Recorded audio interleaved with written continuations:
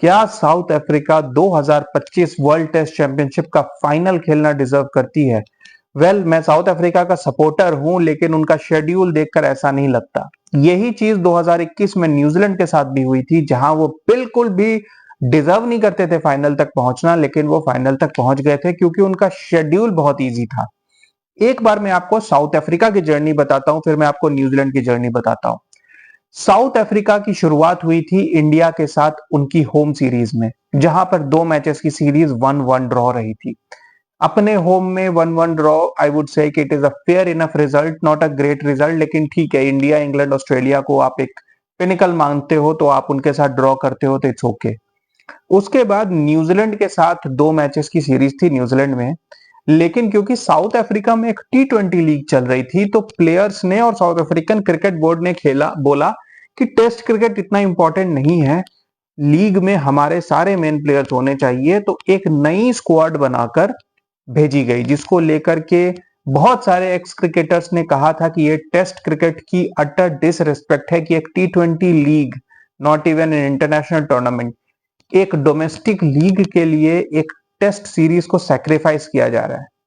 और हुआ वही, नई टीम गई और न्यूजीलैंड से 2-0 हार गई। तो यहां तक साउथ अफ्रीका की जर्नी बहुत ऑर्डिनरी थी। उसके बाद साउथ अफ्रीका वेस्ट इंडीज गई और वेस्ट इंडीज जाकर 1-0 जीत के आई 2 मैचेस में। जबकि वेस्ट इंडीज एक ऑर्डिनरी टीम है, तो आई वुड से कि यहां तक भी साउथ अफ्रीका कोई खास नहीं जा रही थी। लेकिन यहां पर फिर साउथ अफ्रीका का शेड्यूल उनकी मदद में आ गया। एक तो खास बात यह है कि साउथ अफ्रीका के सारे 6 सीरीज सिर्फ 2-2 मैच के थे। आपको बता दूं कि अब पॉइंट्स नहीं बल्कि परसेंटेज मैटर करता है, तो जब सिर्फ 2-2 मैच हैं तो आपका परसेंटेज खराब होने के चांसेस बहुत, मतलब जितना आप कम खेलते हो, हर जीत पे परसेंटेज बहुत ज्यादा मायने रखता है। जैसे किसी टीम ने 12 मैच खेले तो हर जीत पे उनकी 8 8.5 परसेंटेज बढ़ जाती है, जबकि आप 18 मैच 20 मैच खेलोगे तो एक जीत का मतलब सिर्फ 5% होता है।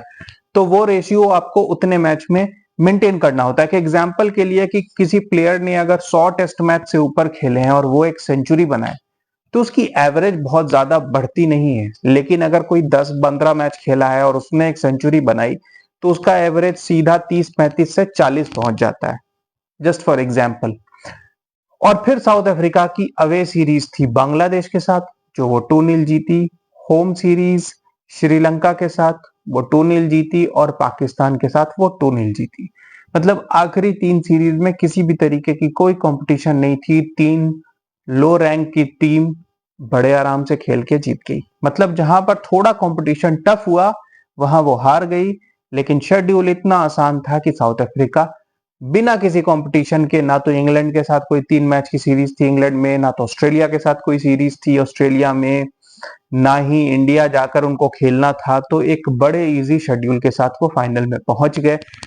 आई वुड वॉन्ट से कि वो डिजर्व नहीं करते, आई वुड स्टिल वांट कि साउथ अफ्रीका जीते। उनकी टेस्ट टीम, जब उनकी पूरी टीम खेलती है तो एक अच्छी टीम है।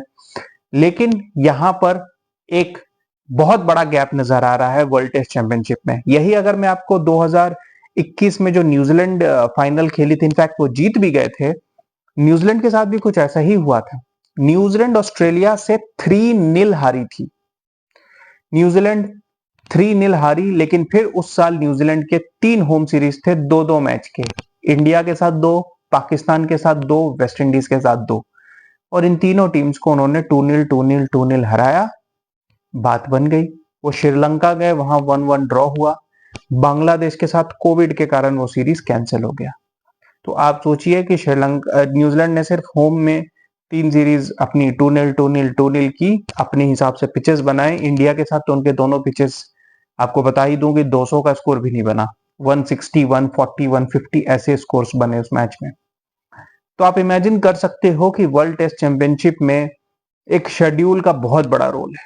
आपको यहां पर एक बात और बताना चाहूंगा, जरूरी नहीं है कि आप सिर्फ शेड्यूल के हिसाब से जीत जाओ, क्योंकि 2023 वर्ल्ड टेस्ट चैंपियनशिप का जब शेड्यूल बाहर आया था, तो मैंने कहा कि पाकिस्तान तो बड़े आराम से वर्ल्ड टेस्ट चैंपियनशिप के फाइनल में पहुंच सकता है, क्योंकि पाकिस्तान के 3 टफ सीरीज थे, ऑस्ट्रेलिया, इंग्लैंड और न्यूजीलैंड, लेकिन वो तीनों पाकिस्तान में थे।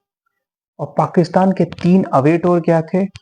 श्रीलंका, बांग्लादेश और वेस्ट इंडीज। तो मैंने कहा यार तीनों away tour, West Indies, Sri Lanka, Bangladesh, जो तीन सबसे इजी टूर्स हो सकते हैं। और होम में तो ऑस्ट्रेलिया, इंग्लैंड, न्यूजीलैंड को आप हरा सकते हो, एटलीस्ट सीरीज तो जीत ही सकते हो।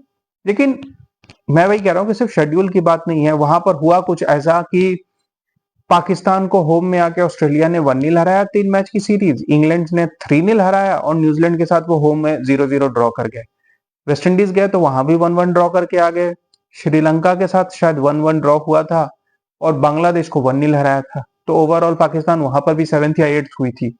तो बात सिर्फ शेड्यूल की नहीं है, इजी शेड्यूल होने के बाद भी अगर आपकी परफॉर्मेंस नहीं है तो आप हार सकते हो। लेकिन यहां पर एक बहुत बड़ा गैप दिख रहा है कि कोई भी टीम का शेड्यूल अगर आसान है तो world test championship doesn't mean कि बेस्ट टीम ही जीत रही है।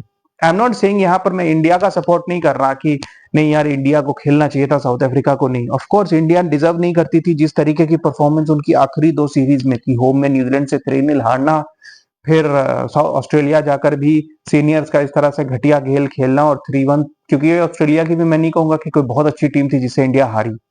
इंडिया अगर थोड़ा अच्छा खेलती, शायद शमी भी होता तो इंडिया 2-2 कर लेती। लेकिन यहां पर बात यह है कि क्या सच में साउथ अफ्रीका वहां जाना डिजर्व करती थी, या शायद उनसे बेहतर टीम इंग्लैंड थी, या मे बी न्यूजीलैंड भी थी। तो ये एक चीज है जिसको लेकर आईसीसी को सोचना पड़ेगा। और मेरे ख्याल से जो इसका एक इजी सोल्यूशन हो सकता है कि सीरीज के पॉइंट्स उस हिसाब से भी होने चाहिए कि अगर इंडिया बांग्लादेश के साथ खेल रही है और इंडिया ऑस्ट्रेलिया के साथ खेल रही है तो पॉइंट्स में फर्क होना चाहिए। It should not be that कि इंडिया अगर बांग्लादेश को 2-0 हरा रही है और ऑस्ट्रेलिया को 2-0 हरा रही है तो दोनों के एक ही पॉइंट्स हैं। होम एंड अवे के पॉइंट्स में भी कुछ डिफरेंस लाना मेरे हिसाब से जरूरी है। अगर होम में आप एक मैच के 8 पॉइंट देते हैं विक्ट्री के, तो अवे के 12 होने चाहिए। कुछ डिफरेंस अगर आप नहीं लाएंगे तो इस तरीके से तो कुछ टीम्स अपने होम में अपने हिसाब से पिचेस बना के होम में अपने पूरे 100% ले लेंगी और अवे में वो थोड़ा बहुत 19-20 पर करके भी 60% तक पहुंच जाएंगे। और मेरे ख्याल से 60% वो मार्क है जिस पर अभी फिलहाल टीम्स क्वालिफाई कर जा रही है फाइनल खेलने के लिए, और 50% आपको होम में मिल सकता है। तो आप सिर्फ होम में अपने फुल पॉइंट्स लेकर अवे में एक भी टेस्ट मैच जीत जाओ, क्योंकि 3 अवे टूर्स में से एक तो वीक टीम होती है।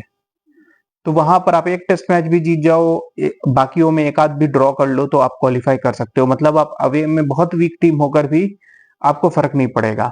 और मेरे ख्याल से यहाँ पर आईसीसी को सोचना चाहिए, क्योंकि आप इमेजिन करो अगर श्रीलंका एक आधा मैच जीत गई होती बीच में, तो श्रीलंका भी ऑस्ट्रेलिया को बिल्कुल टर्निंग पिच बना के श्रीलंका वर्ल्ड टेस्ट चैंपियनशिप के फाइनल में होती। And you never know, on one good day they could have von. और आप इमेजिन करो अगर श्रीलंका वर्ल्ड टेस्ट चैंपियनशिप जीत जाती तो आप किस मुंह से कहते कि श्रीलंका इस वक्त वर्ल्ड की बेस्ट टेस्ट टीम है। आप सोच रहे हो कि कितना बड़ा फ्लॉ था। अगर ये इंडिया ऑस्ट्रेलिया के एक आधे मैच और ड्रॉ हो गए होते, इमेजिन करो इंडिया ने मेलबर्न टेस्ट ड्रॉ कर लिया होता और फिर वो 2-1 हारती, तो श्रीलंका अभी कंपटीशन में होती। अगर श्रीलंका 2-0 जीत जाती ऑस्ट्रेलिया से तो वो फाइनल में चली जाती। एंड इमेजिन करो अगर आप श्रीलंका यहाँ पे टर्निंग ट्रैक्स बना देते, स्क्वायर टर्नर्स बना देते और ऑस्ट्रेलिया को 2-0 हरा देते, तो Sri Lanka would have been playing the final. तो इस तरीके के फ्लॉज को दूर करने के लिए मेरे ख्याल से होम एंड अवे में कुछ डिफरेंस लाना बहुत जरूरी है। साथ साथ आप किस नंबर रैंक टीम के साथ खेल रहे हो, आपकी रैंकिंग क्या है, दूसरे टीम की रैंकिंग क्या है, इसका कुछ सिस्टम जनरेट करना बहुत जरूरी है। क्योंकि आप ये नहीं सोच सकते कि यार मैं बांग्लादेश, वेस्ट इंडीज और श्रीलंका को हरा देता हूँ होम में बुला के, बाकी अवे में तो कुछ ना ड्रॉ कर लूं, एक भी मैच जीत जाए। अगर अवे के 10 टेस्ट मैच है तो उसमें से एक भी जीत गए तो हो गए हमारे 55-60 पॉइंट्स, हम पहुंच गए फाइनल। तो ये एक बहुत बड़ा फ्लॉ है और मेरे ख्याल से माइकल वॉन ने यहाँ बिल्कुल सही सवाल उठाया है कि साउथ अफ्रीका मेरे ख्याल से इस वर्ल्ड टेस्ट चैंपियनशिप का फाइनल खेलना डिजर्व नहीं करती थी। Keep watching guys, thank you.